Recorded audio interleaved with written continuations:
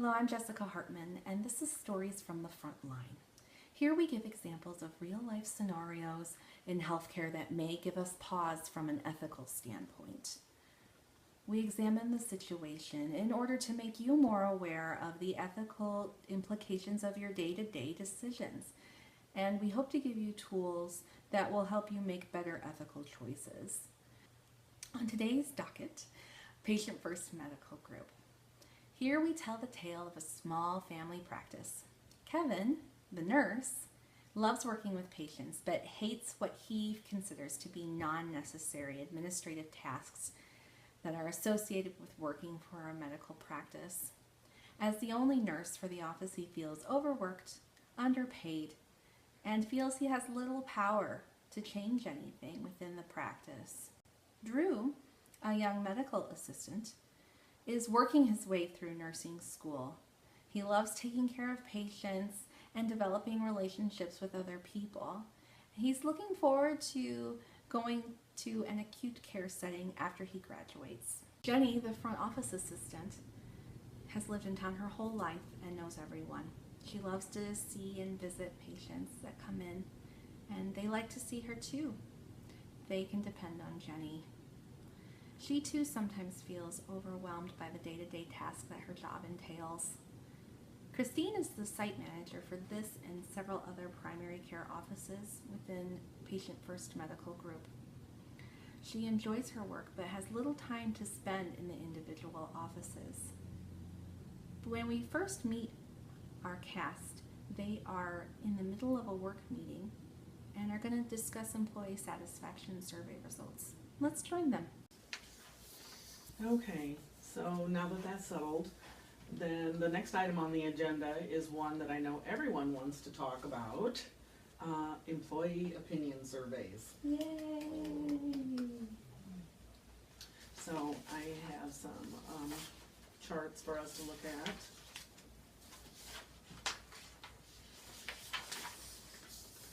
So as you can see, there's several areas where we have an opportunity to improve.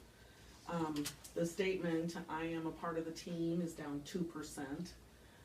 My voice is heard scored 3.15%, which is lower than last year. And my leader cares about me also scored lower than last year. So what do you guys think about that?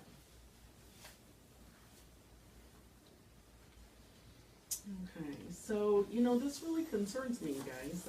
I care about you. Patient First Medical Group also cares about you, and they want us to put our heads together and come up with a plan to fix this.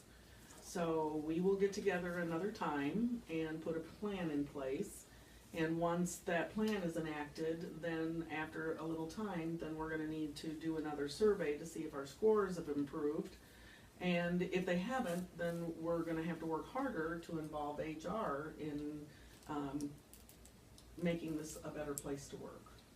What kind of plan? And it kind of depends on you guys.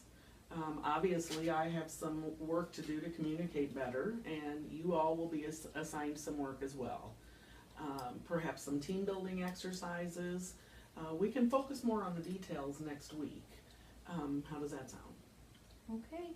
That's fine. Okay.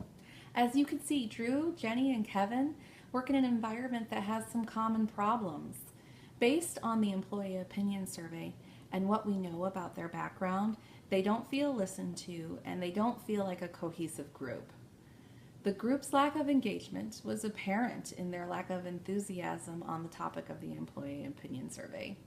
Kevin in particular was skeptical of Christine's plan for improving employee morale and cohesion. Perceived powerlessness, feelings of worthlessness, frustration, and lack of efficient communication are problems that most people face every day at work. Unfortunately, this environment can increase the risk of unethical behaviors. When you don't feel engaged in your work environment, even if you love what you do, you're more likely to engage in unsavory behaviors like lying, cheating, or otherwise breaking the law. We meet Drew, Jenny, and Kevin again as they're getting ready for work after their action plan has been decided and acted upon. They have gone to a team building event. Christine has taken steps to improve communication within the office between herself and the staff. These steps include requiring daily huddles within the care team and meeting with each staff member regularly to discuss current and potential problems and successes. Let's once again join them. Hey guys, Oh, how was your weekend? Hey Drew. Good. Just at home, taking care of stuff around the house. How was yours? Just mostly studying on the endocrine system and anatomy right now. Tough stuff, huh? Yeah, I'm not exactly gland about it. But hey, have you guys filled out your survey yet? I think it's due next week. Yeah, Drew. We wanted to talk with you about that. Okay. It's bad enough that we had to go to a team building seminar on a weekend. Plus, now we have to come in early huddles every morning. I have to meet Chris for rounding every week, too. Can we all agree that we don't want any more of this business? What kind of business? The kind of business with surveys and action plans and all of that nonsense. Kevin and I have been talking. When we do this follow-up survey, we are going to answer strongly agree to all of the questions. That way administration gets off of our backs and we can get back to just doing our job. And we think you should too. Yeah, less time with this administrative BS and more time taking care of patients. What time is it? Right, Drew? Doc's probably here. Yeah, right. Welcome back. In this scene, Drew has been asked to answer strongly agree to all the answers on the follow-up employee. Welcome back. In this scene, Drew has been asked to answer strongly agree to all of the answers on a follow-up employee opinion survey to decrease the work group's follow-up administrative tasks. This may very well be a lie for Drew. You can see by Drew's body language that he's experiencing some moral distress as a result of the suggestion. This is evidence of what we call moral awareness, which is the understanding that something is not quite right about what they're asking him to do. As a result, Drew must think about what he's going to do about the situation. Now, you may think this is an easy decision to make. When someone asks you to lie, you say no. Instead of judging Drew, I ask you to put yourself in Drew's shoes. There are a lot of factors at play that may make him consider taking the suggestion. The climate in which Drew works lacks respect for administrative efforts to improve communications and relations between staff members. He may think it's okay to lie because the office culture has perpetuated that standard. He's also experiencing a degree of peer pressure. He may look up to Kevin as a nurse and want to be like him. He may like and respect Jenny. He may not want to disappoint them. He wants them to like him. He may also think, well, everybody else is doing it. Why not me? He too may not want to engage in the action plans any more than his colleagues. In thinking about what to do about his situation, he has several ethical frameworks he can reference to help him. In deontology, the focus is on rules and laws. In using deontology, the right course of action would be not to lie, since lying is wrong. In emotivism, decisions are made based on feelings. If Drew uses emotivism as a basis for ethical decisions, he could justify lying, since he feels he would benefit more from being dishonest. Altruism suggests that the correct decision is one that benefits others. He could justify not being truthful by saying he was just trying to help Jenny and Kevin. He was just trying to be generous.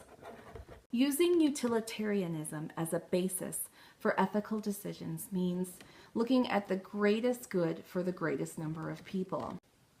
Lying on the employee opinion survey would not change office culture, while being honest on the employee opinion survey would potentially affect office culture for the good. This would provide good not only to the staff, but the patients and the office as a whole. In which case, It would be better to be honest on the survey. A simpler ethical framework to follow may be Gert's 10 moral rules, which include do not cause pain, do not kill. Rule number 6 is do not deceive. Rule number 8 is do not cheat. And rule number 10 is do your duty. He would be violating all 3 by being dishonest on the survey. Drew can take a more thorough analytic approach to ethical decision making by answering Nash's 12 questions. Using the 12 questions gathers all pertinent information to address the problem. The first few questions include: have you defined the problem accurately? How would you define the problem if you stood on the other side of the fence? And how did the situation occur in the first place? The problem is that Drew has a conflict of values. He values honesty and he knows that lying is wrong. At the same time, he's conflicted.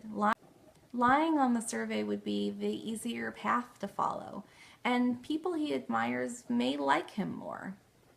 He may genuinely feel that improved communication and teamwork will help him do his job and improve patient experience. To answer the question, how did the problem occur in the first place, we have to look at the culture of the office. There are underlying cultural issues that have fostered poor communication and general apathy for administrative tasks.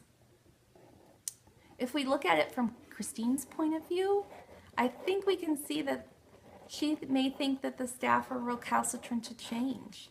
They don't want to put forth the work necessary to improve workplace culture conditions. She may admit that she may have contributed to this by not fostering a cohesive team, not being communicative enough. The next questions focus more on who will be affected by his decision. If he lies, what happens? If he's honest, what happens? The questions: whom could your decision or action injure? Can you engage the affected parties in a discussion of the problem before you make your decision?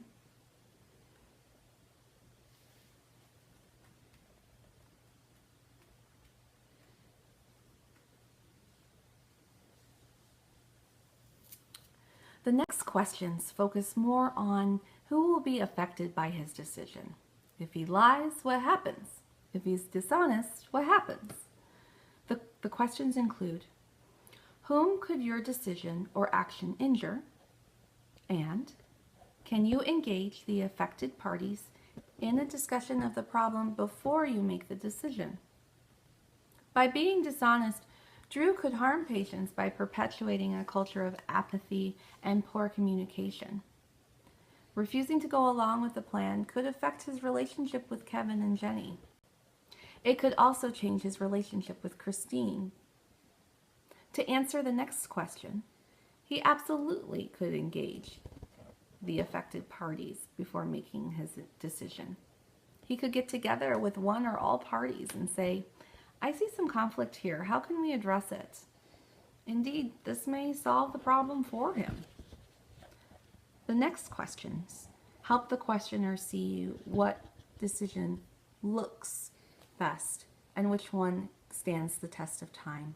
And these are you confident that your position will be valid over a long period of time? And could you disclose without qualms your decision to your boss, CEO, family, or society in general? The dreaded mom test. I think this is when the decision-making process gets real. Can Drew look at his mom and say, I lied on the survey to get out of work? I think a lot of us would have difficulty telling our moms that. And I think we can agree when he looks back on his career, he would regret the decision that he took the easy way out. The last 2 questions are more about who Drew is, and they include: what is the symbolic potential of your action if understood or misunderstood? And under what conditions would you allow exceptions to stand? This could be a symbolic decision for Drew. The decisions that we have meaning, and they say a lot about who we are. Does he want to be a person who values honesty and open communication? Or does he want to be viewed as a person that's seen as generous and amenable? Both? Let's see what happens after Drew has had some time to think about what he's going to do. Okay, Mr. Larson called. He needs a refill of his lisinopril today. Also, he wanted to let Doc know he had to put his mom in a nursing home. He's probably relieved too. It's hard for him taking care of his mom like that. I'll tell him. Hey guys. Hey. Oh, hey, Drew.